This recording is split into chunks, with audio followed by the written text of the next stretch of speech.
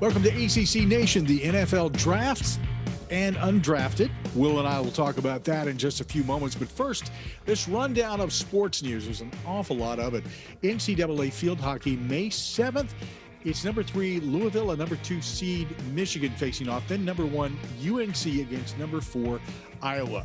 NCAA women's soccer, May 5th. Number 3, UCLA faces number 14, Clemson. Number 1, FSU versus Penn State. Number 9, Duke versus Ole Miss. Virginia defeated number 12 seed BYU 2-0 and now will face Rice. And number 2, UNC meets Washington. NCAA men's soccer, number 1, Clemson, a 2-1 winner over American, meets Marshall on May 6th. Virginia Tech, a 2-1 winner over Oregon State, and takes on the winner of Air Force and number 6 Seton Hall. That's going on as we record, Will. Beach volleyball, which I know that you follow closely for all the wrong reasons. Florida State defeated LSU for the CCSA title. They're now seeded number 3 in the NCAA championship behind number 1 UCLA and number 2 USC.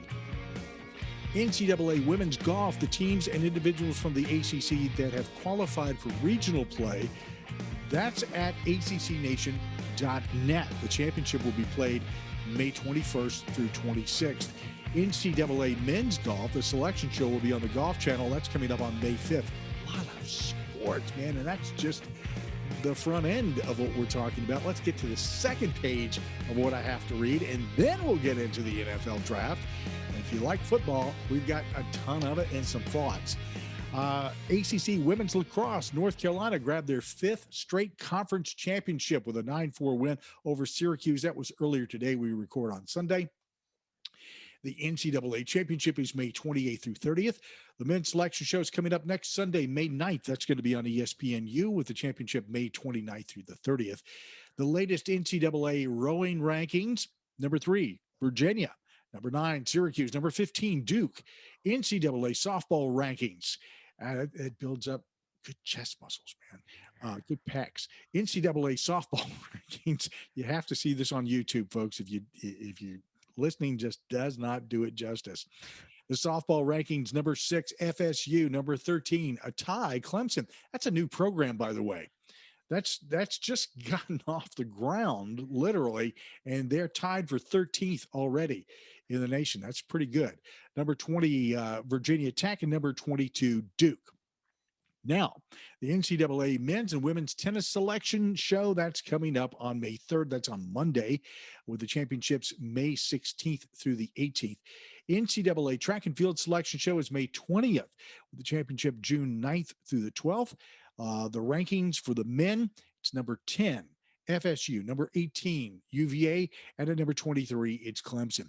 And for the women, number 9, FSU, number 15, UVA, number 18, Miami, number 19, Duke, and number 24, NC State. Like I said, lots of sports, man. Love it. Can't keep up with all of it. It takes me a little bit of time to get through all of that, just doing all the research.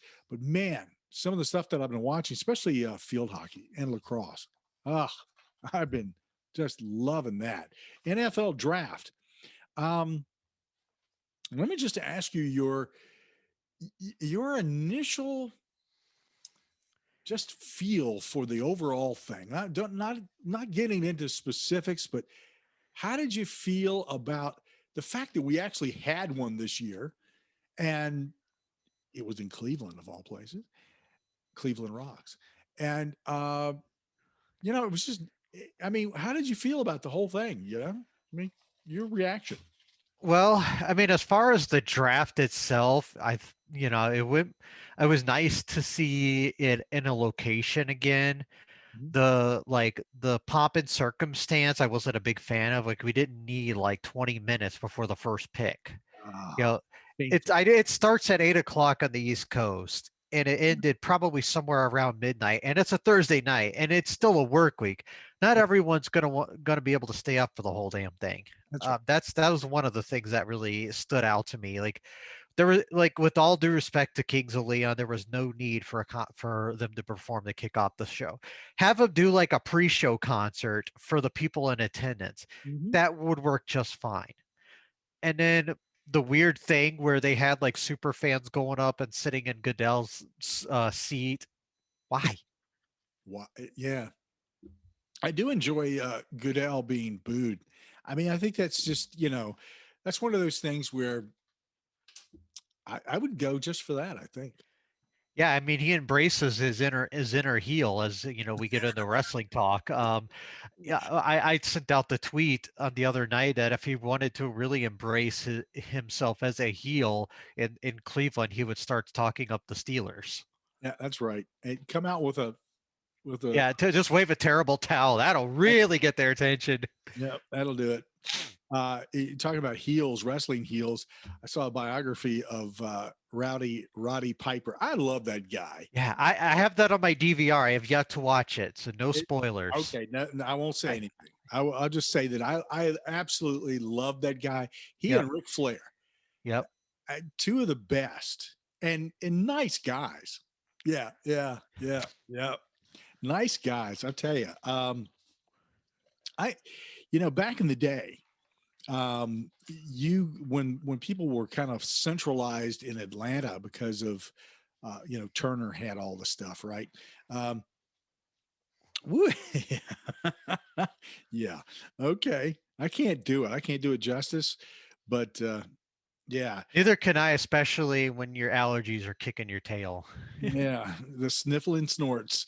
I tell you what was cool when you would fly through Atlanta, you would see, and it kind of took a little bit of the edge off of wrestling for me, because I it's like most wrestling fans, you kind of like to live in that sort of make believe world. Yeah. Yeah. And I rolled through Atlanta a couple of times, and I would see all these guys that were sworn enemies on carts sitting there being cruised through the airport and sitting there laughing with one another. And I'm going like, this is some kind of alternate universe. Killing kayfabe, Jim. It was fun to see it, though. Yeah. Just some of the people, some of the heels hanging out with some of the quote unquote good guys. And some of these people didn't like each other. There was no doubt about that. There's truth in that, but scripted stuff. It's fun. It's still fun to watch. There was scripted rivalries, and then there were actual rivalries. Yeah. Yep. We're fortunate to be buddies with some people on Twitter that are one is a wrestling ref, and some of the stuff he posts, I just love watching some of the stuff he posts. It's great. And then there's a couple of guys who are doing a podcast too, that have some shouts to Jeremy. That's right. They're doing some interesting stuff there. Fun. Okay, let's talk football, because we were strayed. We were bumping up against the guardrails here and almost went off the road. So here's the deal. 51 players from the ACC. This was an exceptional year. This is just in the draft. 6 in the first, 8 in the second, 11 in the third. The fourth, it was 7 as in the fifth, 9 people in the sixth, and 3 in the seventh. However, we were disappointed by a couple of people not having their names called. They did get picked up almost immediately as UDFAs, undrafted free agents. But and we'll get to them in just a minute. I've got a nice little list here of some of the players, and man, there's some talent. There's some talent that went after the draft. Let's talk about how things started out here. We all knew Trevor Lawrence was going number 1. And so, no surprise, but I like the way the more I've just from afar, more than anything, I like Trevor Lawrence's character. He strikes me as just being a genuine sort of guy. And so I appreciate that aspect of it. And it seems like everything, he's just taking it in stride. So, Definitely a high character guy. I mean, you look at, he was kind of the leader of the ACC movement to get football going last season during the pandemic. Mhm. And he was definitely one of those people that when he talked, everybody else listened. That's something that really stood out. Now, as far as his selection, I mean, we knew he was going to be the number one pick like 3 years ago. The Pretty fact much, that yeah. and the only reason it took, I think it was just like for made for television. The only reason it took, Jacksonville almost the whole 10 minutes to it out to make the pick. I mean, and I think and he was already like getting to know the people there before he was even announced. So it's like I understand like you need it for TV, but at the same time, we went like 20 minutes into the broadcast before there was a pick. Exactly. Yeah. Yeah, that was just painful.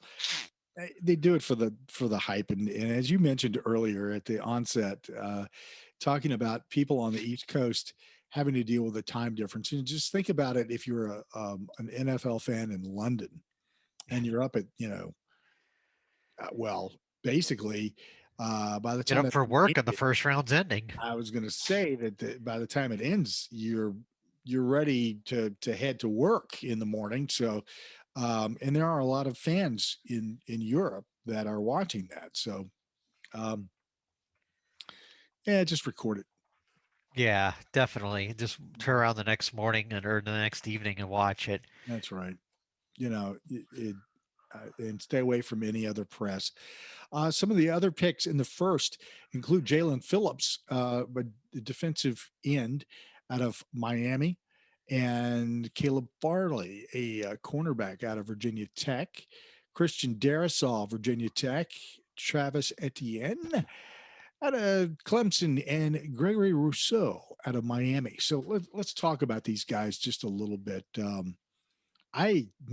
This is a solid first round. A couple of people didn't go in the first round that I kind of anticipated would, but in mock drafts, a dime a dozen, really. Uh-huh. Well, you look at where some of these people went. I mean, Jalen Phillips at 18 to Miami, not a huge surprise. I mean, he's staying in the 305. That'd be easy thing for him. Uh, and Miami's one of those up and coming teams in the league, and that was a kind of a position in need. They took one of the best defensive players in the draft, at least in their opinion, for sure. Caleb Farley, obviously the questions surrounding him are his health, i.e., his back. He is clearly a top-notch player in terms of at his position at corner, but like I say, his injury issues and the fact he opted out probably didn't help the draft stock. Darisaw to the Vikings. I love the pick, obviously. As a Vikings fan, he left tackle is a huge position of need for the Vikings, and Darisaw actually did a great job for the Hokies last season. He was one of the reasons the Hokies ground game was the best in the ACC last season, and he also didn't allow a sack in the season. So he was a big pickup for the Vikings. Like I said, the position of need. So I'm happy to have him. Yeah, funny how Travis Etienne uh, also to Jacksonville. What's with the Ohio State coach drafting all the Clemson players, right? He knows quality when he sees it. So Oh, I guess so. Yeah, sorry, Urban. You can only recruit so many of the top players. It doesn't quite work out like it does in college. But yeah, I think Etienne's gonna have a nice role there. He very well could be the starter. I know there's another rookie who had a big year last year, but obviously that was under an old regime. So who knows? And then Rousseau at 30, I thought would go a little bit higher. I was a big fan of his, but I think him opting out last season hurt his draft stock. But I believe in him. We remember 2 years ago he was just an absolute beast for that Miami defensive line, and I think he's going to do really well in Buffalo. let me throw my 2 cents in here in regard to people opting out. Because I don't want anybody to misread this. Because somebody opted out and decided not to play, um, The only thing that I immediately would think as how it would hurt somebody is out of sight, out of mind. That people want to see the latest and the greatest. And if it's like if you're traveling on an interstate at 75 miles an hour and you get into this line of traffic and you're really making good time and everybody's flowing and it's all good, right? Uh-huh. And then you look down and you go, oh, well, I'm an eighth of a tank. Maybe I ought to, it's 12 noon. Maybe I ought to get some gas and maybe pick up a burger or something here. So you pull off, you slow down, get off, fill up your tank, fill up both tanks, and then you get back on. And maybe empty another one, but that's something different. Well, see, that's your third tank. There you go. I like that. So, and then you get back on, but you have to come back on slowly, and then you have to find your next groove, right? So in the meantime, that group that you were with has trucked it on down the road for the last 20, 30 minutes, depending on how long you take when you empty the tank, so to speak, or fill the tank or whatever you're doing. Whatever you do into those tanks. That's right. Frank the Tank. That's the only thing that comes to mind when I hear that. So anyway, we're streaking. I am not taking my shirt off. Me forever. But I did like the wrestling, the move in that. Anyway, yeah. I'll just keep going, Jim. So the whole point here is that you get out of the group and you're on the sideline, and people who are looking at players are looking at that whole chunk that was moving along the interstate at a good clip. So they're familiar with that, right? And when you've pulled off and people don't see you, there's no longer any familiarity. An interesting way of putting it. but I know where you're coming from. Like I totally get it. Yeah, like I said, it's something that in some cases it hurt people more than others.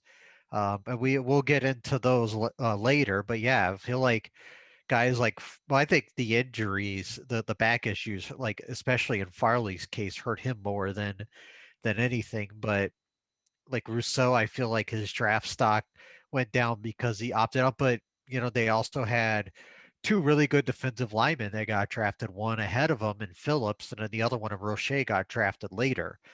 And so but yeah, long story short, I understand your analogy. I hope somebody else does. I'll try not to go down that road. A lot of talk about filling tanks. That's right. Emptying tanks. All kinds of stuff. Yep. So in that first round, Clemson 2, Virginia Tech 2, Miami 2. That's not too bad. 2-2-2. So let's move into the second round. In this round, we started out with Javonte Williams, who's a running back out of North Carolina, being picked up by Denver.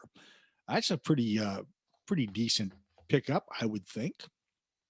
Yeah, I would not be surprised if by the end of the season, Javonte Williams is kind of the primary ball handler for the Broncos. I know they had Melvin Gordon there, but yeah, he's not what he was 3 years ago either. So I definitely think Williams has the potential to come in and just go and potentially win the starting job outright. So some of the other people that we have to repeat this every year, mainly because there's new people coming on board and they're not familiar with how we do things. When we cover football, whether Notre Dame is playing in the ACC as a regular member, which they did last year, or not, we cover Notre Dame football because Notre Dame's part of the ACC in every other aspect except for that. But they're playing like 5 games with, in conference. So, I mean, it's sort of a semi-conference team. So with that note, now you know why we do this. Liam Eichenberg, an offensive tackle out of Notre Dame, went to the Miami Dolphins. And I thought that was a good pick. Notre Dame continues that trend of producing some great linemen. Yeah, definitely. And Eichenberg, no exception. He's like I say, Miami's one of those teams that they had a lot of picks in the early parts of this draft. They're a team that has done really well in the last 2 years under their new coach and GM, and they were able to parlay some of these picks into some really good talent. And I think Eichenberg will be a contributor right away. So another offensive tackle going is Jackson Carman out of Clemson. He went to Cincinnati. He's going to be helping, oh my gosh, somebody from LSU who's now the quarterback at Cincinnati. How things play out here. Anyway, Asante Samuel, a cornerback out of Florida State, is going to the Chargers. Aaron Banks, a guard out of Notre Dame, again, offensive lineman, going to the 49ers. It took a while for Jeremiah Owosu Koromoa, I hope I said that right, linebacker out of Notre Dame. He went to Cleveland. We expected that he might have been going in the first round, so dropping down a little bit there. I don't know if that was a surprise or not. Yeah, I think people had Owusu Koromora as a first round pick, like in the latter part of the first round, and the fact that they got him at 52, I think a lot of people, a lot of draft nicks think that was a big steal. And when you look at teams that absolutely nailed it in this draft, you definitely look at the Browns as one of them for once. But yeah, I think that was a great pick for them. Yeah, Browns picked up a lot of quality players this time around. Tutu Atwell, a wide receiver out of Los Angeles, or not, he's going to Los Angeles. He's going to play for the Rams out of Louisville. I not to dismiss Tutu Atwell at all, but this is an interesting pick. Size. Yeah, right. And yeah, I don't know what the plan is for him there. I know they like to play Cooper Cup in the slot in LA, and Atwell's size, he's probably best fit for the slot in the next level. So what are they going to do there? Are they going to try to move Cup outside and move Atwell into the slot? I don't know. Like I say, it's an interesting pick, and I'm curious where the fit is there. Yeah, well, we'll see, I guess. Yep. And either this season or as it Preseason's only a couple of months, a couple months out. So true. Boogie Basham is picked as the final selection out of the second. Defensive end edge out of Wake Forest. He's going to the Buffalo Bills. Bills are building a nice team here. Slowly but surely, they're picking up some quality pieces, and Boogie is definitely a quality pass rusher. I really wanted the Vikings to trade up into the second round to grab him. He's someone that I've been really high on for a while, even as a college player at Wake Forest. Just I think he had like I can't remember the exact number off the top of my head, but that streak of having at least one tackle for loss in like it was in quite a few games. I don't remember the exact number, but it was like over a full season basically worth of where he had at least one tackle for loss. But he's going to Buffalo where he's going to be a big time contributor there, and I'm glad to see him get a opportunity in a spot where they're going to be a playoff team most likely. Yeah, that's kind of exciting because I like to see some of the teams that haven't been there for a while turn things around.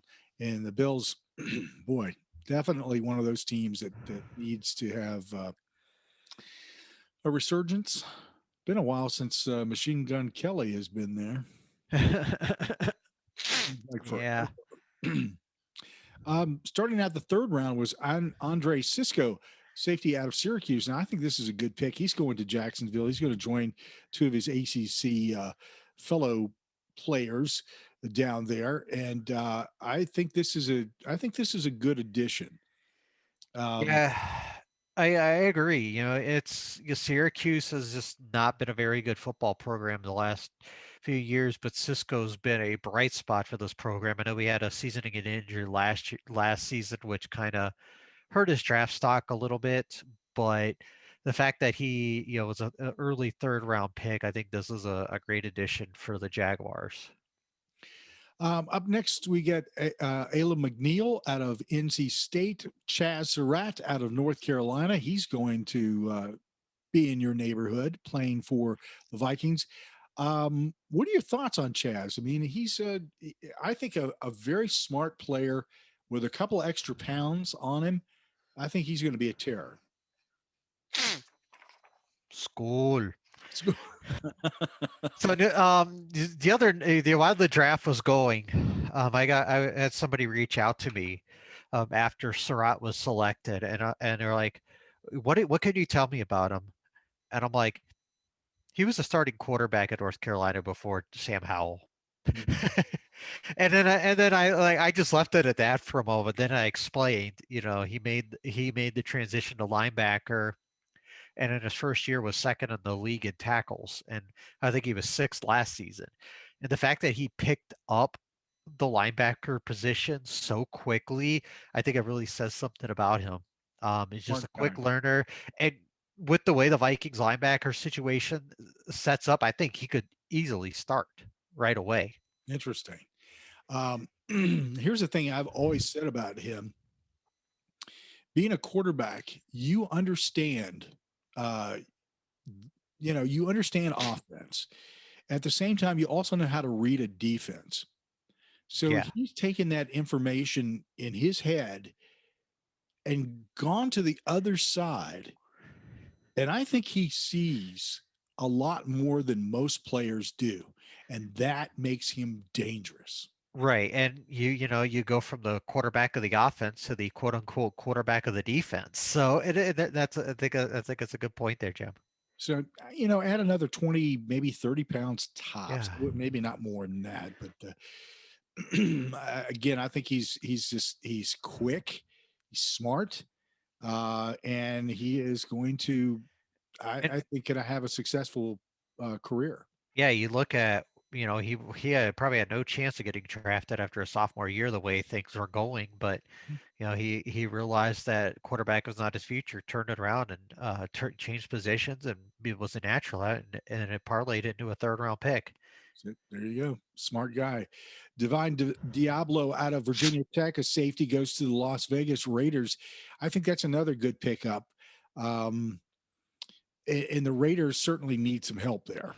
Yeah, and feels like a guy named Divine Diablo is in a perfect spot with the Raiders, don't you think? Yeah.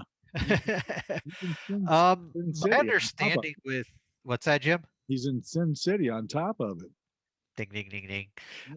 What I understand is they actually might bulk him up and play him at linebacker. I feel like it's an interesting move.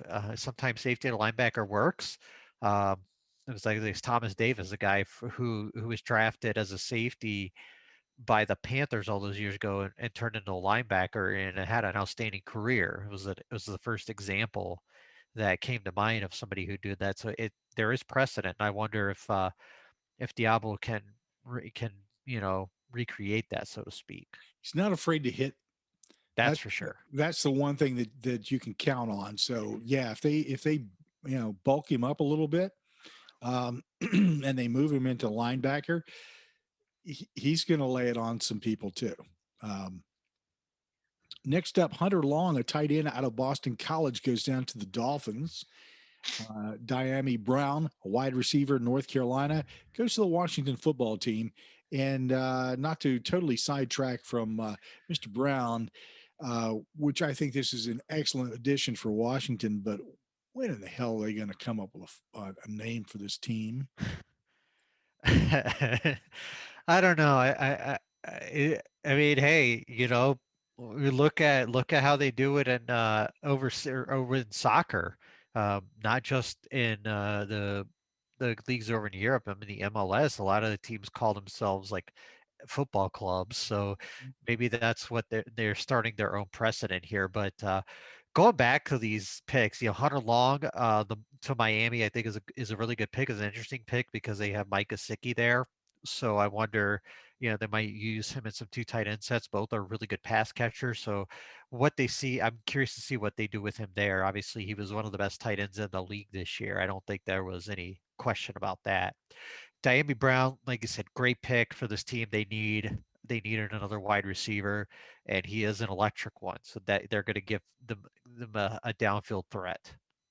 Here's an interesting pick that made me feel like I'd gone back, and I can't even begin to tell you how many years, maybe 10 years. Tommy Tremble, a tight end out of Notre Dame, is going to the Carolina Panthers.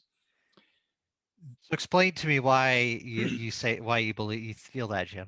Well, there used to be this player.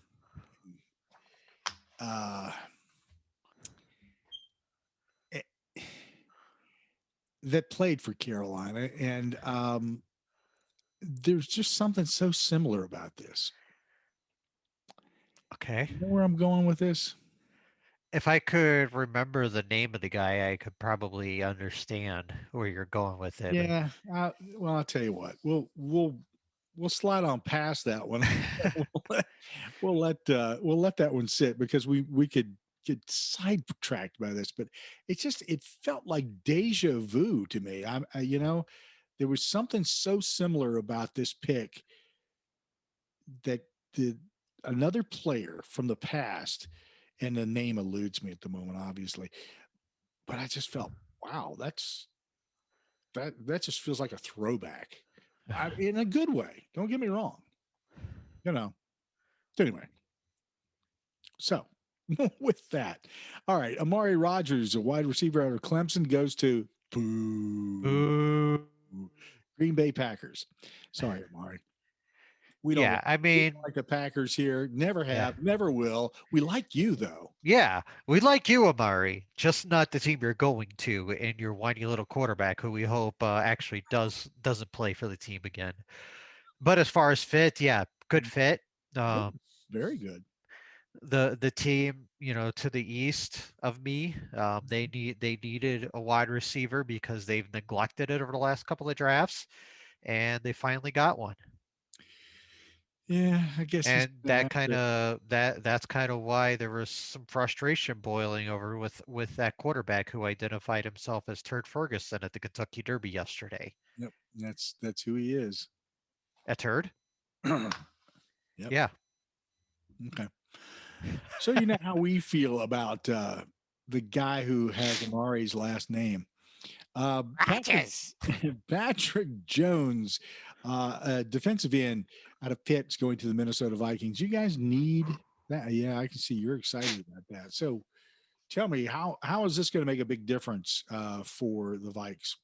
Skull. Okay. Well, defensive line is a big need for the Vikings. We saw at the end of the season last year. Obviously, Danielle Hunter didn't play the entire season. He's one of their best ones, and they do have some nice players, but they just, especially that New Orleans game where they were basically playing practice squad players and people off the street, literally. They needed depth and getting a guy, and they needed pass rushers, and a guy like Patrick Jones, who had 17 and a half sacks over the last two seasons, fits a huge need for that team. That was something they were really lacking last year with Hunter out, and they tried it with Yannick Ngakoue, and that didn't work out. They ultimately traded him. So, and he's a great pick for this team. He'd be somebody that will help contribute right away, definitely. All right, Robert Hainesy, an offensive tackle again. Those linemen out of Notre Dame going to Tampa Bay to help protect people. Protect the guy who's won 7 Super Bowls. No big deal. Whatever. Right. Now, who cares? Now, you'll have to help me with this guy's name because as many years as he's been playing in the ACC, I still haven't figured out how to pronounce his name. All right, let me crack my knuckles here. Stretch the neck out. Okay, what do we got here? Ifeatu Melifonwu. Okay, if you insist. Cornerback out of Syracuse goes to Detroit. I think that is a good pick for the Detroit Lions. Yeah, funny. Syracuse has had a really bad defense, but had two players drafted in the first three rounds out of it. Yeah, it's just it's a reflection more upon how things were executed than anything at all. Yeah, and Detroit is a team that is trying to rebuild a little bit, and cornerback is not exactly a position they have a lot of good talent at. That's why you draft a guy like him. He won't start right away, but could you play him in some nickel and dime packages? Yeah, Yeah. absolutely. Yep. We're using for trade bait down the road, one or the other, because that's what Lions do.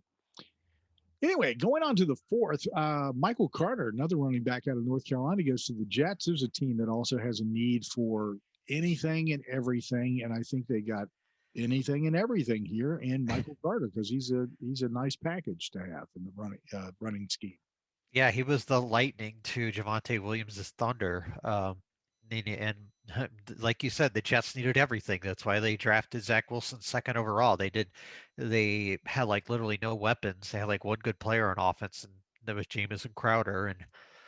And they obviously have gotten a bunch of weapons now, and adding Michael Carter, who is really good out of the backfield, is a really quick one, can catch the ball as well. He's going to do real well there.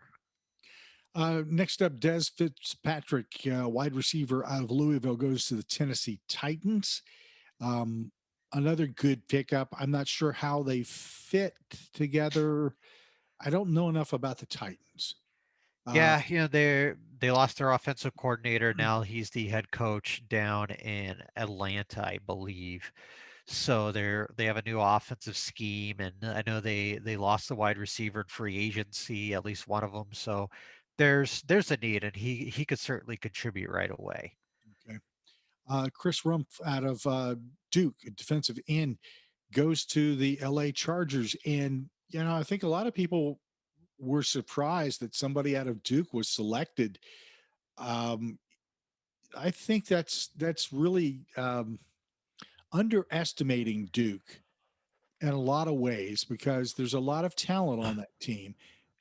I don't think it's been, the talent has been, I don't think there's enough talent, and I don't think it's been, um, you know, really used properly. It's sort of like Syracuse. You've got talent, but it's not clicking. Right. Well, everybody who watches Duke football knows that the defense has been kind of the better side of the ball for this team over the last couple of years. The offense has just been a gigantic mess and has put this defense in position. But a guy like Rumpf has been a standout player for them over these last couple of years, and it does not surprise me the least bit that he got drafted. All right. We'll go down a couple other people. Here's I think what ended up being a surprise in some ways that it took so long for Ian Book to finally be selected in the fourth round. Ian Book out of Notre Dame goes to the Saints. Yeah, backup. I mean, I don't know what they're doing about the quarterback situation. Obviously, Drew Brees has retired.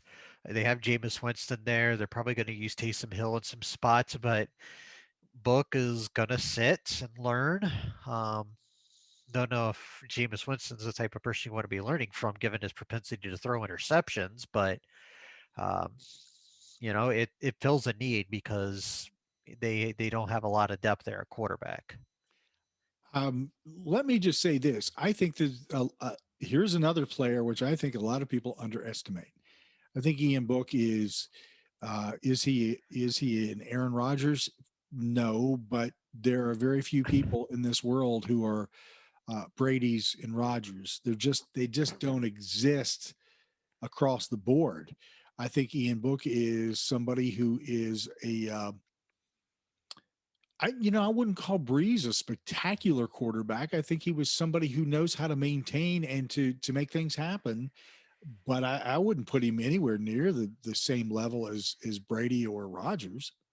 I mean, that's me, but Yeah. I don't see that. I don't see Breeze as being that sort of top, And Right. where I see Book coming in and basically being able to do the same thing. I think he's somebody who knows how to execute. He makes things happen. He follows what he's being told to do. And I think he's been underestimated for, a while. Unfortunately, I do not believe Notre Dame, the way Kelly executes things at Notre Dame, that their quarterbacks typically stand out and really shine.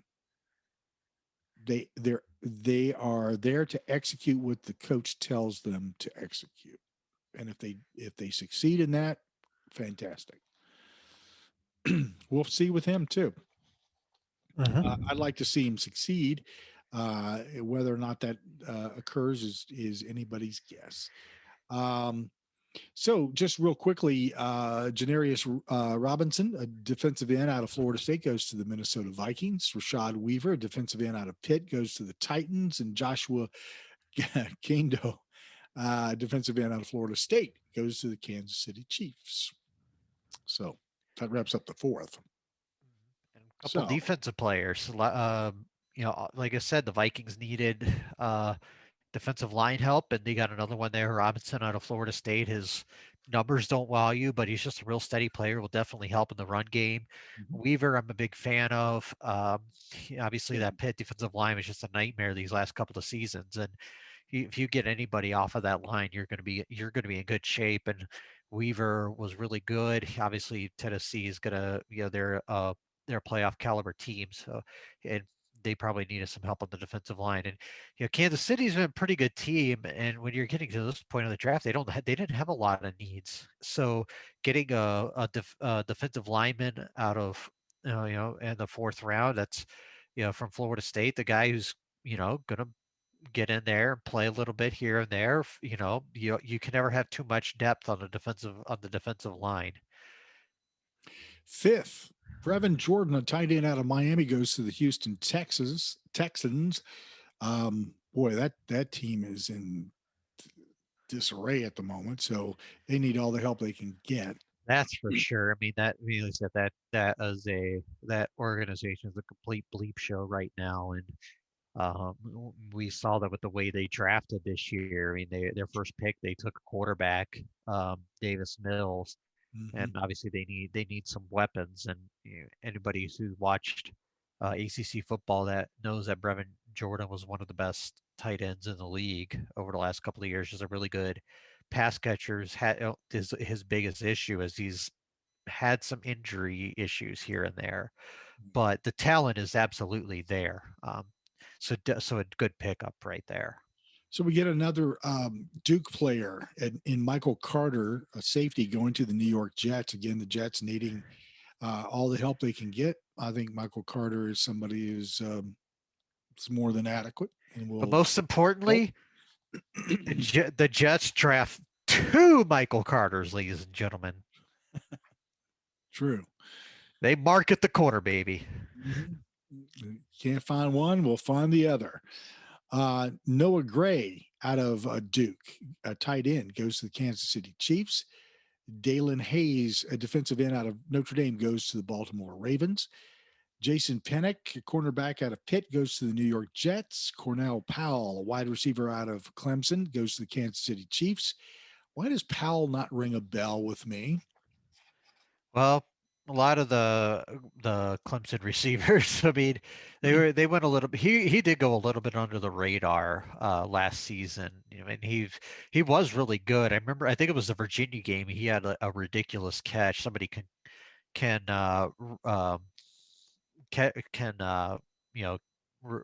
verify that for me. But he had almost 900 yards receiving last year. He was kind of. He was, everyone was overshadowed by Amari Rogers and then obviously Travis Etienne. So, they had a lot of, he was kind of, like I said, kind of, in the shadows, so to speak. But he was a good player. I mean, they say 53 catches, 7 touchdowns. So he had a good season. Do you want to go with his next one for me? I'm not even going to try again. All right. We've got. This is on. Let me just say something here real quick. Yeah. This is on me. This is my issue. has nothing to do with people's names other than I just can't pronounce them. And I don't like butchering people's names because, when you hear somebody butcher your name, you cringe and you kind of go, come on, man. I don't want to be that guy. I understand that. I mean, look at my last name for cripe's sake. I get it all the time. Yeah. But we're talking about Adetokunbo Ogundeji. Okay. I think that's, yeah, I'll take it. Defensive end out of Notre Dame goes to the Atlanta Falcons. Okay. Do I need to get the next one too in the round 6? You might, because I know that I'll screw up at least part of it. I got, I've heard it enough, but again, why not? All right. Pick 186 out of Florida State to the New York Jets, Hamza Nasiruddin. There you go. Very good. Jalen Twyman, a defensive tackle out of Pitt, goes to the Vikings. I think that's a good pick for you. I mean, he was obviously a really good player who I see. held back, who he opted out last season. That hurt his draft stock. But anybody who knew him knew he was a really good player. I think he had something like 10 sacks his last season at Pitt 2 years ago. So again, it's a position of need for the Vikings, who, like I said, did a really good job in this draft. Yeah, Twyman had 10.5 sacks in his 2 seasons ago. So he was he was really good. So I will take a guy who had 10.5 sacks for an ACC team in the 6th round. Why not? Jalen Camp is next. A wide receiver out of Georgia Tech is going to the Jacksonville Jaguars. Another, I think, a nice pick by the Jags. This is going to be a great target for Lawrence. Yeah, definitely. And like I say, they need all the pieces they can get, and maybe Camp starts out on special teams, maybe gets a chance down the road, but good solid pick. All right, next, got that. All right, the third defensive player from Duke to get selected at pick number 210 to the Arizona Cardinals, Victor Dimukeji. Very good. DeMar Hamlin, a safety out of Pitt, goes to the Bills. Quincy Roche, defensive end out of Miami, goes to the Pittsburgh Steelers. Khalil Herbert, a running back out of Virginia Tech. Here we go. Bear down. There we go. Thank you. And let me just say, Mr. Herbert, if I can get that thing to stay there on screen for just a second. There it is. Virginia Tech to Chicago. Okay. Thank you, sir. Yeah, the guys there at Windy City Gridiron, we're talking about him. They're very excited to see him. You didn't expect me not to have that hat on at some point. I'm surprised you didn't come onto this thing with the Bears hat on. Yeah, I've got several hats sitting here actually, and we'll see which one I pull up next. Looking forward to Herbert play. I think he's going to be a great addition to the Bears. Isaiah McDuffie, a linebacker out of Boston College, goes to the Boo Hiss Green Bay Packers. And in the 6th round, 221st, Daz Newsome out of North Carolina goes to the Bears. The Bears. The Bears. The Bears. Bear down. Don't be embarrassing. Let's go to the 7th round here. Jimmy Morrissey out of Pitt goes to Las Vegas Raiders. I think that's a great pick. Jimmy Morrissey is a solid player. Will definitely be a good depth piece for them. Yes. When you get a guy in round 7 who was a pretty solid lineman, you gotta. Yeah, he won't start, but he will fight for a chance to be a backup for sure. That's right. Next up is Ben Skroneck. I hope I got that right. Wide receiver out of Notre Dame goes to the Rams. And the last pick out of the ACC, Presley Harvin III. A punter out of Georgia Tech goes to the Pittsburgh Steelers. Yeah, who doesn't love Presley Harvin? I mean, like, He's Haas. he's a hoss, but he's just a dude. You would He's love the to. dude, you know. He is a dude. How many punters have their own logo? Let's be real here. He is the Big Lebowski of punters. The dude. The dude. He also has a touchdown pass in his career, so can't forget that. This is going to be fun. All right, so just so that you know, there's plenty of players that whose names were not called out of the ACC, and we'll probably get a few more of these guys picked up. But here are the ones that we know right now who have been offered and accepted a UDFA contract. Going to the Browns is Florida State's a defensive tackle, Marvin Wilson. There was a big bidding war for him. He was a surprise that he did not get picked in the draft. For sure. I thought he had a chance to get picked in like the fourth, fifth round, and I was shocked. He was one of several players I was shocked didn't get drafted, and we'll get more into those in a minute. But yeah, I remember seeing something that he got a pretty big signing bonus to go there.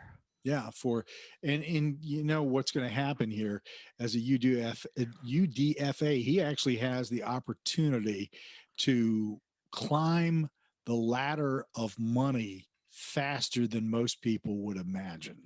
So that's going to be fun to watch just what he does. Up next, we talk about players that you would have expected to have been picked. But again, this is one of these things where, you know, injury, late season injury, that kind of thing. UVA edge Charles Snowden goes to the Bears. Bears. Bears. Bears. I hit my chest. Oh, how many heart attacks does that make? That makes a baker's dozen. A baker's dozen. But yeah, you know, I was shocked Snowden didn't get drafted. I mean, yeah, me look too. at what his accolades. He was, you know, there aren't many 6'7", 235, 240-pound linebackers out there. Would have been an all ACC guy, but unfortunately had a season-ending injury in the Abilene Christian game, and just didn't get drafted. And it feels like that's been a theme at Virginia for a while now. Go back last year. Bryce Hall probably would have been a first-round pick. Or go back to 2019, but he got hurt and ended up being like a fifth round pick and had a pretty solid season in New York. And then the one that always sticks out to me, Anthony Poindexter, would have been a first round pick, you know, 20 some odd years ago, tears his ACL, ends up getting picked in the seventh round and was never the same again. Having a pretty solid coaching career though. Yeah. Going to the Seahawks, it's Florida State wide receiver. Here's another one. Tamorrion Terry. Yeah. I mean, weird one. Yeah, I don't know what the deal was there, but he should have been picked in that at least in the first 7 somewhere. To be a UDFA is just staggering to me. Probably to him as well.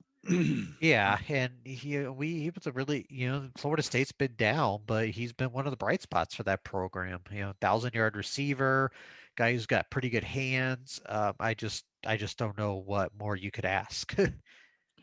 Going to the LA Rams is Pitt safety Paris Ford. I think Paris Ford is a great pickup. I'm not so sure that I would have seen him in the first 7 round draft picks. I'm a little ambivalent about that. Yeah, no, I get it. He's a good addition. Yeah, he definitely has a shot to make the team. There's no doubt about that. We know he's a very talented player. Yes. Going to the Falcons is Louisville running back Javian Hawkins. I like that situation for him. I mean, Atlanta doesn't have a lot of good running back depth, and we know Hawkins. I think one of his biggest assets is he's very dependable with the football. I think he might have fumbled twice in his entire career, once or twice Yeah. in his entire career, and that's something you you value in a player like him. So you got it. So I think he has a real shot to make that team. Going to the Cardinals is NC State tight end Kerry Angeline. Yeah, Cardinals are loaded on offense. I would say tight end is not a position they're great at, but Carey has a good shot to make that team there as a tight end for sure. This was a surprise to me in some ways. Wake Forest wide receiver Sage Sarat going to the Lions as a UDFA.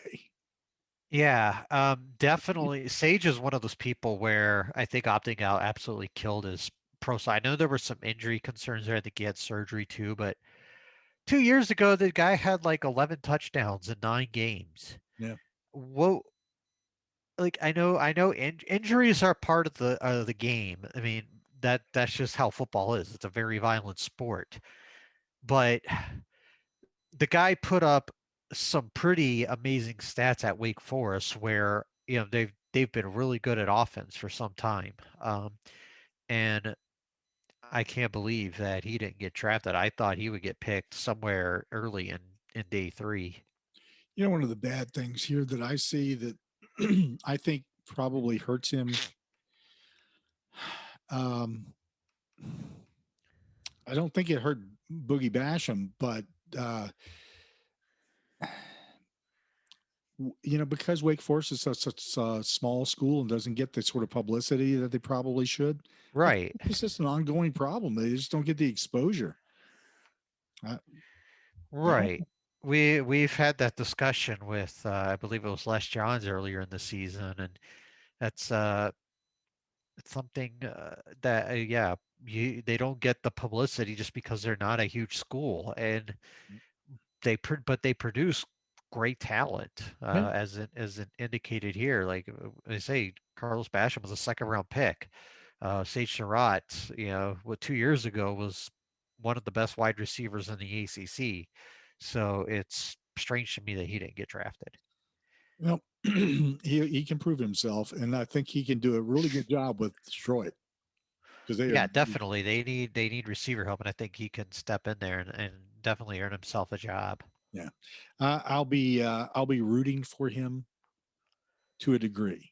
Yeah, to a degree, just not against the Bears, right? That's right. The Raiders picked up Boston College cornerback Max Richardson. I don't know much about Richardson, and so, but if the Raiders are stepping out there and saying, "Hey, this is a good pick," then they must have seen something that sold them. Yeah, and Richardson, that Boston College defense was massively better last season in year 1 under Jeff Hafley, and Richardson was a beneficiary of that. Obviously, he didn't get drafted, but again, Oakland, or Las Vegas, excuse me, not still trying to get used to that. Not a great team, and they could, that's a situation where I think he has a shot to make the team. Yeah. Next up, again, the Lions, UVA DB D'Angelo Amos.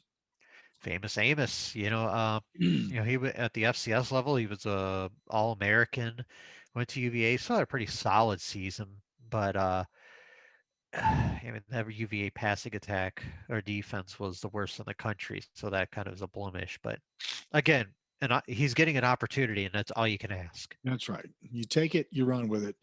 And here's a really strange situation. Former Wake Forest and Georgia quarterback Jamie Newman really wasn't a quarterback at Georgia at all, Yeah. right? Right. He was picked up by the Eagles, and I think here's a situation that COVID and just the luck of the draw. Jamie Newman, I think, is a good quarterback. I think he should have stayed at Wake Forest. Quite frankly, that was my thought. And then we talk about the press machine, about how you're playing at Wake Forest and then you go to Georgia and the next thing you know you're a Heisman Trophy candidate. What? and then you don't play. And so out of sight, out of mind, and there you go. Nobody picks you. This was something I was listening, like I was out running errands Saturday afternoon. It turned on NFL radio on Sirius XM, and they were talking, like they had just come out of a break, so I caught them at the right time, and they were just starting to talk about Jamie Newman. I didn't catch the guy's name, but like he said that if he was a GM, Jamie Newman would not be a quarterback. What would he be? Well, there's a reason you're on the radio and not an NFL GM. This ridiculous old stereotype that apparently their black quarterbacks can't be because their athletes can't do that in the NFL. Hello, did you watch Lamar Jackson? Hello, let's see, Jalen Hurts. You can go back, Michael Vick, Randall Cunningham. They were athletic quarterbacks who were black. What is it? I mean, Jamie Newman has a good arm. He's an athlete. He can run, throw on the run. That's what you want in a quarterback nowadays. You want an athlete who can throw the ball and run when he needs to. I am absolutely shocked he didn't get drafted. And he's going to Philadelphia, and he definitely has a shot to win a job there, at least as a backup or a third string. He just needs a little more seasoning, but I think he's got a future in the league. Want more ACC sports news and interviews? Make ACCNation.net your homepage or follow us on Google News. Be sure to subscribe to ACC Nation on your favorite podcast or streaming radio platform. While you're there, we'd appreciate a rating and your support through PayPal. Follow us on social media at ACC Nation. And you'll find Will on Twitter at WillsWorldMN, and I'm at ACC The Q. Until next time, cheers. Score.